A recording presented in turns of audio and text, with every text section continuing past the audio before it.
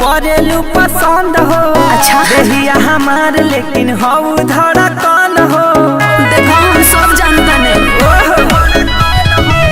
तोहर बकरिया तू तो परेलू पसंद हो। देहिया हमार लेकिन हो धड़कन हो।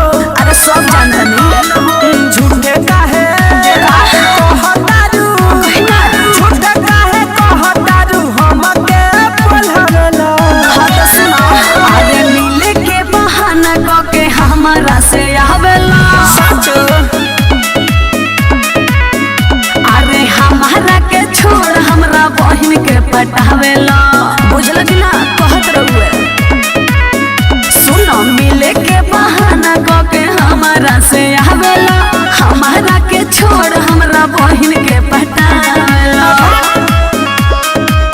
हमारा के छोड़ हमरा बहन के पटावेला। अरे तू के कहलसा नहीं बोला तानी जो। अच्छा पे शक ना कर। देखो नइखे हम से सहार आव गोरा में धल। अरे ना हटा तू तो मीठ मीठ बात में बोलावेला।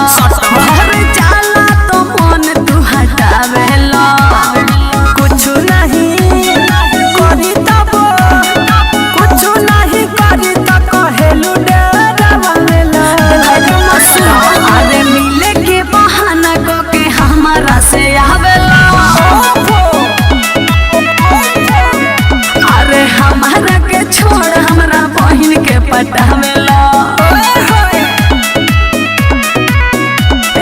मिले के बहाना के हमारा से आवेला। हमारा के छोड़ हमरा बहन के पटावेला।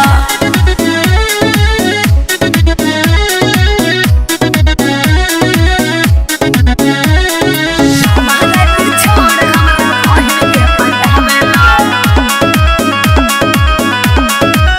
तोहरा सिवा नहीं हम तो कवनो लड़की के देखी।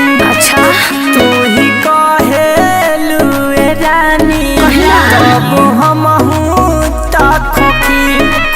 हाँ तू तो गलत काम कर खाली हो। अच्छा। लालू मिसिर हो गइल जाली हो। कृष्णा जाए कहे तज के। अरे कौन चीज? कृष्णा जाए कहे तज के काहे तू बोलावेला। अरे मिले के बहाना के हमारा से आवेला। हो हमारा के छोड़ हमरा बहन के पटावेला। सुनो मिले के बहाना के हमारा से आवेला। हमारा के छोड़ हमरा बहन के पटावेला। अरे तो यो तोर साथी होता यही से काचा भी दम पटावतनी।